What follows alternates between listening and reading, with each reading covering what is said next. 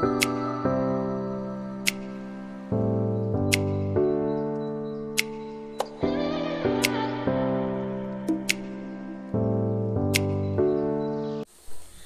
teman-teman, salam sehat untuk kita semua. Kami dari Stikes Panti Waluyo Malang akan melakukan wawancara mengenai tanggapan seorang nakes saat menangani pasien COVID-19.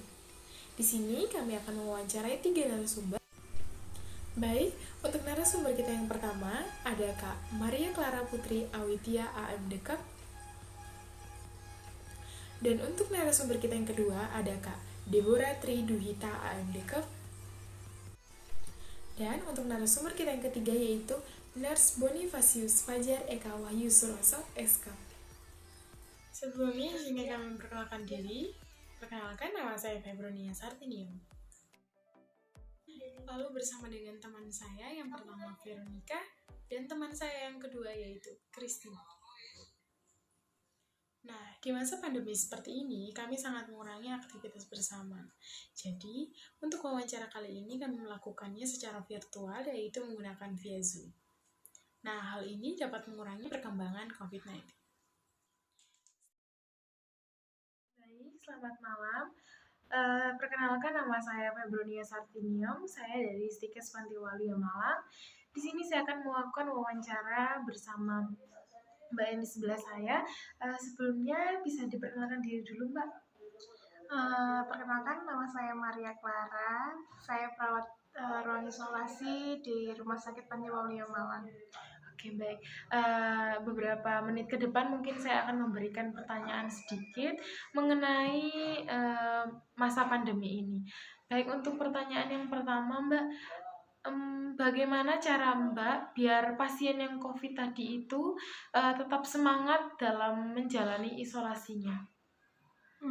Kalau misalnya selama perawatan, kalau saya sendiri sih untuk bisa menyemangati pasien itu dari membantu aktivitasnya sih, membantu aktivitas sama komunikasi yang baik dengan pasien, jadi nggak bikin pasien juga tegang, terus habis itu memang ada waktu istirahat di ruang perawatan itu, jadi biar nggak kepikiran dengan hal yang lain, biar semangat juga sih gitu. Oh iya, oke Mbak. Terus selanjutnya tuh gimana perasaan Mbak? Misalnya di saat pandemi ini kan ada pasien COVID dan dia mempunyai penyakit bawaan. Itu cara menanganinya gimana ya Mbak? Kalau penyakit bawaan dari pasien COVID itu kan beda-beda ya. Ada yang hipertensi, ada darah tinggi, ada diabetes kayak gitu. Kalau untuk cara menangani, kita sih juga berkolaborasi sama dokter juga dari tim gizi rumah sakit, terus farmasi kayak gitu. Jadi kita nggak hanya melakukan tindakan keperawatan secara mandiri atau kolaborasi dengan teman-teman perawat lain, tapi kita juga berkolaborasi dengan tim medis yang lain, dokter, ya tadi disebutkan. Oh iya.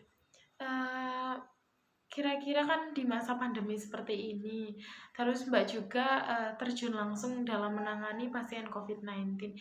Ada nggak sih Mbak kayak trauma gitu dalam menangani pasien COVID-19? Apalagi kan ada yang sampai meninggal gitu. Kalau trauma sih enggak, tapi lebih ke was-was sih. Soalnya tiap hari kita juga kerjanya juga di lingkup penyakit yang sekarang menjadi wabah, nggak hanya di lingkungan terdekat tapi udah lingkungan besar dunia malah gitu. Jadi kalau saya trauma sih enggak, jadi cuma dijalani, prokes tetap dijalankan, terus yakin kalau selama pelayanan gitu kita niatnya kan pelayanan untuk membantu sesama kita gitu, dan pasti juga bakal sembuh gitu. Dan yang penting sih prokes sama imun dari individu, dari kita juga. Ya. Baik, untuk pertanyaan selanjutnya Kak, apa tanggapan Kakak tentang masyarakat yang tidak menaati protokol kesehatan, namun saat terdampar COVID-19 mereka malah menyalahkan pemerintah yang kerjanya tidak baik atau tidak becus? Kalau misalnya untuk pendapat di masyarakat sih, itu juga kita nggak bisa membatasi mereka untuk berpendapat juga karena banyak orang dan kita sendiri kan cuma beberapa sebagian jumlah kecil, maksudnya dari tenaga kesehatan, dari perhitungan masyarakat yang memang punya pemikiran kayak gitu. Jadi kalau misalnya dari kita sendiri sih, selagi kita juga berada di lingkup masyarakat terdekat, seenggaknya kita memberikan edukasi yang terdekat dulu dari keluarga nanti bakal ada lingkungan lagi, mungkin mereka juga membantu buat menjelaskan juga belum tentu semua bakal menerima, tapi kita juga dari prokesnya itu juga sedikit-sedikit kayak kasih tahu lah ke yang baiknya kayak gimana, kasih contoh lah sebenarnya kayak gitu. Terus kalau misalnya mereka sudah kena, misalnya sudah masuk rumah sakit gitu, pasti mereka juga udah mengalami sendiri, merasakan apa yang mereka tentang gitu. Kalau misalnya menyalahkan pemerintah, seenggaknya mereka juga udah mengalami dan tahu sendiri di medan di rumah sakit itu ini apa ada manipulasi atau enggak gitu loh. Maksudnya kayak gitu kan, sebenarnya itu kan nggak mungkin ada manipulasi dan mereka sendiri pasti bakal bisa menilai gitu. Mungkin untuk yang terakhir ya Kak ya, kira-kira bagaimana cara Kakak untuk memberikan contoh pada masyarakat dalam melakukan prokes yang baik dan benar? Sama kayak tadi sih yang Kak sebutin tadi. Jadi kalau misalnya prokes itu ya berawal dari kita dulu, nggak boleh itu cuci tangan, bawa hand sanitizer kemana-mana, pakai masker, terus jaga jarak, nggak menimbulkan kerumunan kayak gitu. Mungkin dari lingkungan sekitar, dari keluarga, dari lingkungan sekitar, di tempat kerja, di tempat kuliah atau segala macam, itu pasti mereka juga bakal menilai, oh ya baiknya sih kayak gitu. Ya, baik Mbak. Mungkin itu aja untuk pertanyaan di wawancara kali ini. Untuk Mbak Putri, terima kasih atas waktu dan tempatnya, untuk segala jawaban-jawabannya. Mungkin teman-teman semua bakal mengerti ini pandangan dari seorang nakes. Nah, baik, mungkin itu saja wawancara dari saya bersama Mbak Putri. Sekian dan terima kasih, selamat malam.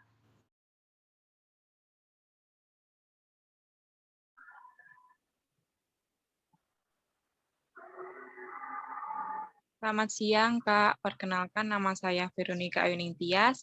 Saya dari Stikes Pantiwaluyo Malang, Prodi D4 Manajemen Informasi Kesehatan. Ini saya akan sedikit mewawancarai Kakak mengenai nilai-nilai Pancasila yang kalau boleh tahu, kakaknya dengan siapa dan bekerja di mana? Selamat siang, perkenalkan nama saya Budi Fajar. Saya dari Dataset Pantiwaluya, Daerah Pantiwaluya Malang, dan posisi saya saat ini sedang di isolasi COVID. Baik, Kak Fajar ya. Di sini saya akan bertanya Kak yang langsung saja. Bagaimana caranya Kakak membagi waktu di rumah selama penanganan COVID? Bagaimana caranya Kakak membagi waktu di rumah dengan keluarga, dengan siapa, kayak gitu selama menangani COVID? Selama ini ya pastinya mengikuti jadwal dari rumah sakit yang diberikan. Lalu kalau misalnya membagi waktu di rumah itu beberapa prosedur. Kalau misalnya habis dari rumah sakit, setidaknya mandi dulu di rumah sakit. Habis itu barang-barang bawaan yang dibawa, kalau misalnya infeksius itu kalau dari rumah sakit disediakan fasilitas untuk dicucikan gitu. Jadi saya nggak bawa seragam, saya nggak setelah memakai seragam saya nggak bawa pulang ke rumah.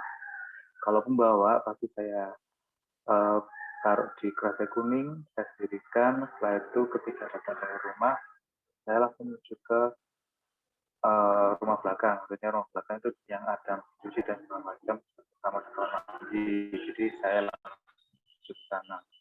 Tidak tidak menggok kemana, maksudnya saya ada anak saya suruh istri saya untuk menahan anak saya untuk mendekati saya. Jadi saya harus bersih dulu. Kadang-kadang nggak sendirikan, satunya nanti kalau misalnya saya membawa seragam, saya beri air panas, saya rendam di air panas. Habis itu saya mandi, nyopot semua baju yang saya gunakan tadi sebelum sampai ke rumah, itu saya saya mendirikan, saya cuci, menggunakan mesin cuci, terus saya mandi, saya ganti yang baru semuanya. Setelah itu ketika saya sudah bersih, saya baru menemui keluarga saya. Maksudnya ya mendekati keluarga saya. Intinya harus bersih dulu, dari dulu baru bisa mendekati keluarga saya.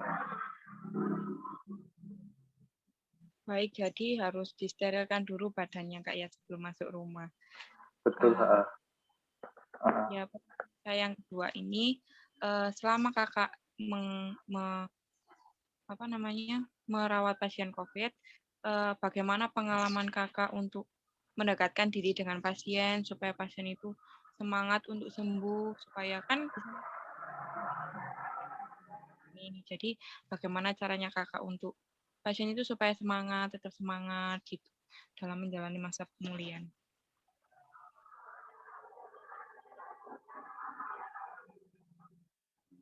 Kalau itu sih sama halnya ketika kita ngerawat pasien di rawat inap. Yang membedakan adalah ketika di rawat inap kan kita memakai baju dinas biasa, terus dikasih cord, pelindung tubuh itu yang kain. Kalau di isolasi kan kita pakai hazmat. Untuk pendekatannya sama.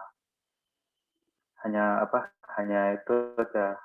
Mungkin karena tingkat stresnya di ruang COVID itu yang saya alami itu lebih tinggi daripada ketika merawat pasien di rawat inap. Jadi memang pendekatannya harus lebih intens juga sih. Tapi nggak terlalu intens banget. Kalau intens banget malah dia juga tambah stres. Ya intens juga. Intens yang dalam arti ini memang berikan semangat itu. Kita juga ketika kita nyuapi, kita juga memberikan dorongan-dorongan yang positif supaya mereka juga percaya bahwa COVID ini ketika dia kena nggak akan lama, seperti itu. Jadi intinya sama seperti ketika merawat pasien di rawat inap, bedanya adalah lebih intens saja ya, yang di ruang isolasi seperti itu. Karena mereka juga nggak ada teman, terus nggak ada yang jaga juga. Satu ruang isolasi kan dihuni oleh satu kamar isolasi dihuni oleh satu orang. Seperti itu. Jadi kan memang kesepian. Kalau yang rawat inap kan nggak kesepian. Seperti itu. Iya Kak, berarti harus lebih intens gitu Kak ya, karena kan kita tenaga kesehatan yang bertanggung jawab untuk merawat pasien COVID. Betul, memang. Dan saya yang terakhir Kak ya, apa tanggapan Kakak mengenai masyarakat yang tidak menaati protokol kesehatan, namun mereka itu malah menyalahkan pemerintah, bilangnya kerjanya pemerintah ini tidak baik, padahal mereka sendiri yang tidak menaati protokol. Itu Kak, gimana tanggapan Kak? Kalau itu sih kembali ke diri kita masing-masing. Memang untuk prokes dari awal pandemi ini sampai hari ini memang prokes harus tetap dijalankan. Tapi kembali ke masing-masing, kesadaran masing-masing juga. Mau menaati atau mau mengabaikan. Kalau menaati, hal yang didapat adalah yang positif. Kalau mengabaikan, hal yang didapatkan adalah yang negatif. Seperti itu. Pengalaman ada pasien yang nggak percaya COVID juga, keluarganya juga nggak percaya COVID, tapi mereka minta untuk dirawat juga. Seperti itu ketika kami memberikan edukasi, mereka malah ngomong bla bla bla bla yang mengatakan bahwa kita nggak percaya sama COVID. Seperti itu. Masker pun mereka nggak bawa, pernah meskipun di rumah sakit ketika di Instagram dipakai, tapi ketika jalan sampai ke isolasi itu dibuka. Jadi ngomong pun juga dibuka maskernya. Seperti itu. Memang harus harus ada kesadaran masing-masing seperti itu. Kalaupun menyalahkan pemerintah juga cuma pemerintah kan juga hanya mengimbau, mengedukasi, salah satunya adalah memberikan vaksin juga, itu kan juga program dari pemerintah. Kalau percaya seperti itu ya sudah, kita juga nggak bisa memaksakan kehendak, tapi kita juga harus fokus kita, gitu. Iya, jadi masyarakat Indonesia ini memang agak susah, Kak, ya. Untuk kadang ada yang percaya, kadang ada yang nggak percaya. Lebih banyak yang nggak percaya kalau misalnya mereka belum terjangkit belum kena seperti itu. Kalau misalnya mereka kena, mungkin mereka bisa percaya, tapi kan kita juga nggak mengharapkan mereka kena seperti itu. Baru percaya, nggak juga kita kan juga nggak mengharapkan itu. Tapi pada kenyataannya kalau misalnya mereka belum kena, mereka belum percaya, jadi itu. Iya, memang seperti itu, Kak, ya orang Indonesia. Jadi yang terakhir harapan Kakak untuk Indonesia ke depannya gitu gimana, Kak? Dalam penanganan COVID. Harapannya adalah semoga kesadaran orang-orang Indonesia ini lebih bisa ditingkatkan, terutama tentang kesehatan, khususnya tentang kesehatan, meskipun pandemi ini sudah mulai menurun, tetap jaga progresnya, tetap jaga kebersihan diri sendiri dan keluarga terutama, sampai benar-benar pandemi ini hilang. Seperti itu. Semoga semuanya bisa sadar. Amin. Terima kasih, Kak, untuk waktu Sama-sama. dan kesempatan Kakak untuk saya wawancarai. Ya, semoga Indonesia ini cepat pulih dari COVID-19 dan semangat untuk Kakak dalam menangani COVID-19 supaya terima kasih, Kak. Oke, terima kasih. Ya. Ya, sehat juga ya selama di Stikes. Semoga belajarnya juga lebih giat dan bisa segera lulus sesuai waktu yang ditargetkan ya. Iya, terima kasih, Kak. Selamat siang. Oke, sama-sama.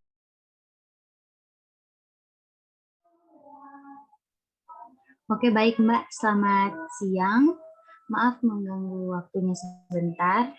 Perkenalkan, saya Kristiana Yohana Angelus Asan. Saya dari D4 Rekam Medik. Saya di sini mau mewawancari Mbak tentang COVID.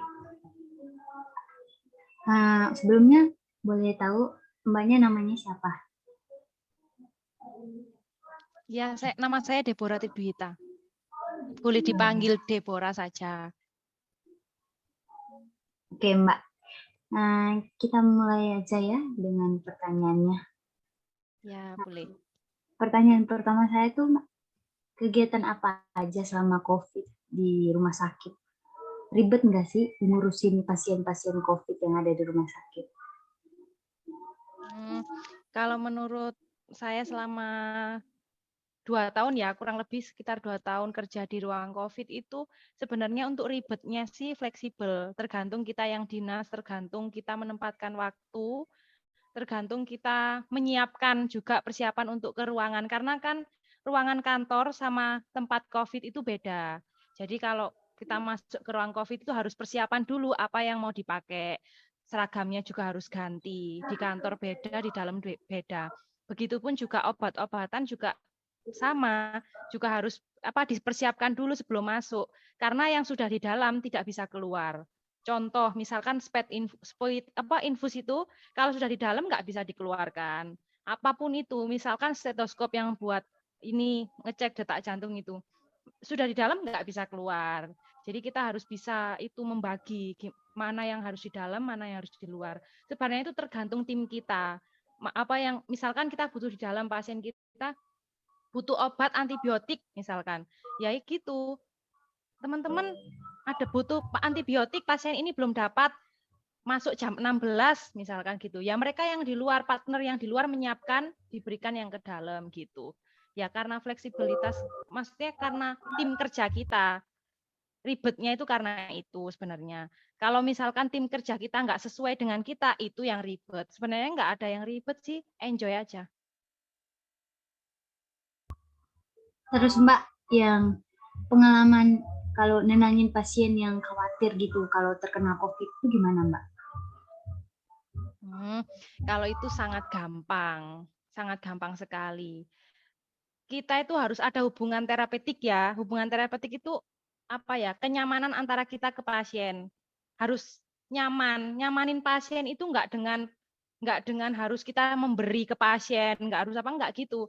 Kita harus connect kita sama pasien. Misal gini, mau makan, pasiennya nggak mau makan. Ya kita ngomong, "Samen mau sembuh enggak? Kalau mau sembuh ayo makan." Cukup gitu. Lek cuma gini, "Pak, ayo makan." Ya nggak mungkin pasiennya mau makan. Kan gitu. Gitu hal pertama. Kedua, kalau nangin pasien gelisah.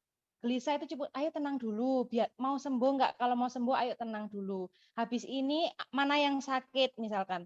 Yang sakit di sini, iya tak suntik obat sakit ya. Kalau enggak gitu, ayo coba tarik nafas panjang dulu. Itu kan relaksasi dan distraksi. Contohnya, tak setelin TV ya.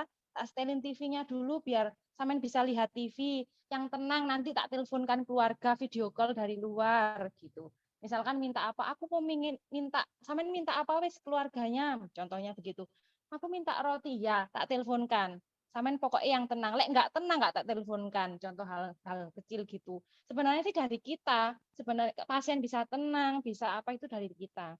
Lek kita nggak bisa menjalin hubungan terapeutik, kayak hubungan kayak komunikasi yang baik dengan pasien, ya pasien nggak akan mau. Masih otak kita pinter setinggi langit, kalau dari kita nggak bisa menjalin hubungan sama pasien tuh ya percuma, karena pinter aja nggak cukup, harus dengan ini apa ya tindakan gitu. Jadi kalau teori juga ada prakteknya, karena di dunia teori nggak sama dengan praktek gitu. Jadi kalau misalkan kita jadi orang pinter itu nggak pinter teori aja, tapi harus juga pinter di kinerja gitu. Hal simpel sih kalau kayak gitu tuh. Kita ya sambil jalan kalau awal-awal sih memang kayak kita belum tahu ya, maksudnya belum tahu karakter pasiennya gimana. Ya harus tahu pertama kali masuk kita ini komunikasi kayak anamnese ya, bahasa anamnese tahu kan? Kita nanya-nanya ke pasien, pasiennya jawab ke kita. Oh, ternyata pasien ini ternyata gini. Oh, kurang ini pasien ini nanti komunikasinya 2 kali, misal 2 kali lebih gitu loh maksudnya. Kalau pasien yang pertama, oh pasien yang satunya ternyata lebih pinter, ya kita gitu komunikasinya harus bisa karena dari karakter pasien itu kita harus tahu. Awal pertama pasien masuk kita harus tahu karakter pasien. Jadi kita tahu oh caranya ke depannya ini gini, oh caranya ngasih makan pasien ini gini gitu. Karena kan kadang gini, mandikan pasien juga kadang orang yang nggak mau dimandikan cewek. Sedangkan kan kita perawat, mandikan cewek, cowok, lansia, anak-anak semua harus bisa. Kan gitu. Ya gimana caranya kalau kita bisa mandikan semuanya itu tanpa orangnya malu? Kan nggak pernah ketemu sama pasien. Pasien itu kan nggak kenal kita. Baru kita menjalin hubungan biar orangnya mau dimandikan, orangnya mau disuapin, disisirin semuanya itu. Itu. Terus ini Mbak yang terakhir, tanggapan Mbak tentang mereka yang di luar sana yang disuruh buat harus menerapkan protokol kesehatan tapi masih dilanggar gitu Mbak. Gimana tuh Mbak? Kalau saya pengalaman ya pribadi, saya jadi perawat itu memang terus terang saya rumah asal saya kan di kampung. Saya kerja di Malang ini jadi perawat COVID. Waktu masa pandemi itu mau pulang aja berpikir gini, aduh nanti kalau misalkan tetangga saya kan COVID, di ruang COVID, nanti kalau saya pulang kira-kira loh ini menyebarkan virus apa gimana? Ya ada sebagian orang yang nggak percaya juga ada. Tapi cara menanggapinya, tetangga saya itu tak beritahu semuanya awal-awal itu. COVID itu memang benar-benar ada. Kalau memang nggak percaya, ayo silakan ke Malang, ke rumah sakit, tak tunjukkan mana pasien yang COVID. Coba Kalau untuk hasil kan memang nggak bisa toh kita menunjukkan kan itu dokumentasi pasien. Ya memang gitu.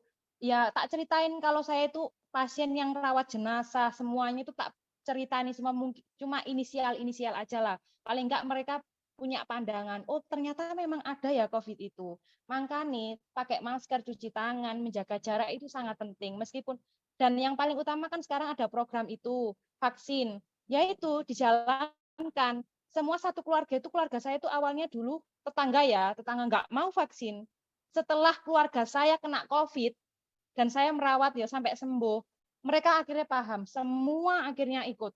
Kan tetangga-tetangga sekitar, karena kena COVID itu, baru kampung saya itu pernah kena COVID itu, pokoknya sekitar 1 bulan, setiap hari ada yang meninggal.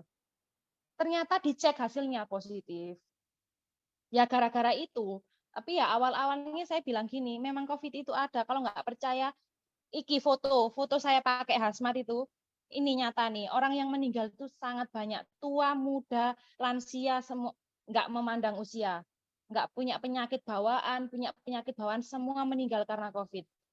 Lah kan tak kasih pandang juga gini, orang serangan ini kena stroke misalnya, kalau nggak kena COVID nggak mungkin meninggal. Soalnya kan banyak orang yang kena stroke bisa diobati dengan cara dirawat dulu di unit stroke, kan banyak yang sembuh. Karena COVID meninggal.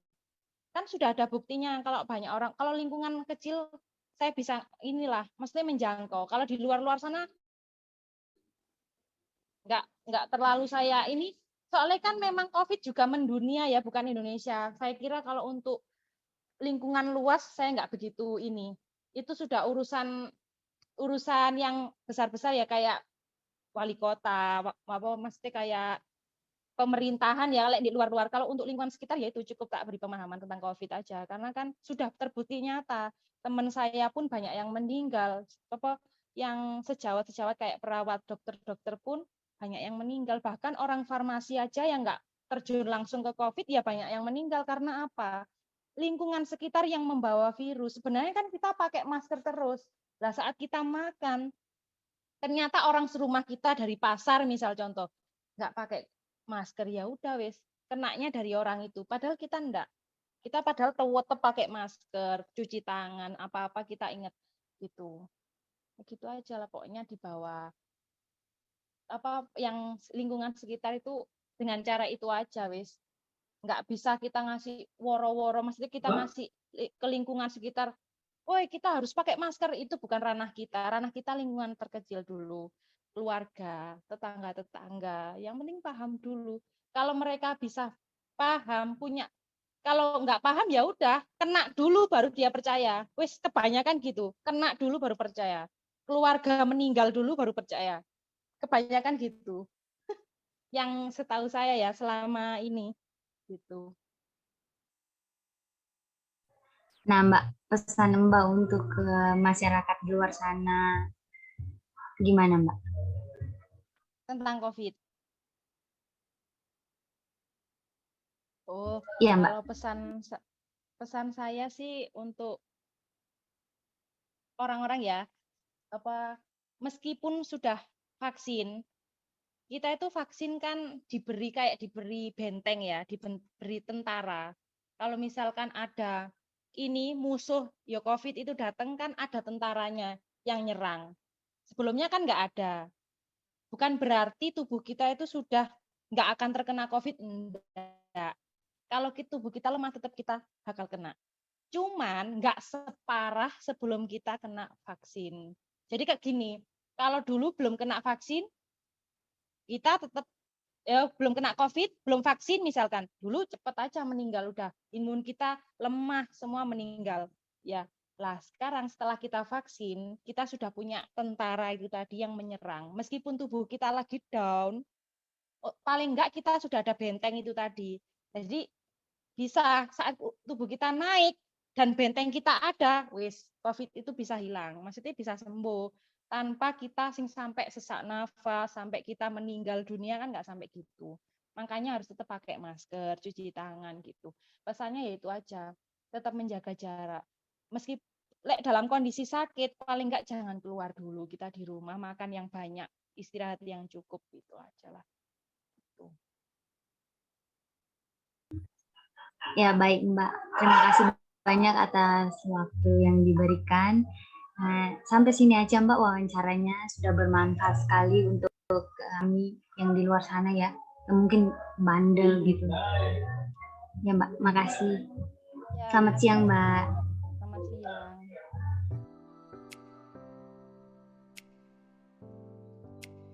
Baik, mengenai pandangan serta tanggapan seorang nakes saat menangani pasien COVID-19, dapat disimpulkan bahwa para nakes memiliki peran yang sangat besar atau peran yang sangat penting dalam pandemi ini, karena mereka menjadi salah satu orang yang membantu serta menjadi garda terdepan dalam penanganan COVID-19 dan menekan angka penurunan COVID-19 ini. Baik, dapat kita lihat bahwa para nakes serta tenaga kesehatan sudah menunjukkan aksi kemanusiaan mereka dengan cara menolong serta membantu sesama dengan tulus hati dan ikhlas tanpa pamrih. Di sini mereka melakukannya dengan tujuan agar pandemi ini cepat berakhir dan kita dapat hidup kembali normal seperti dulu.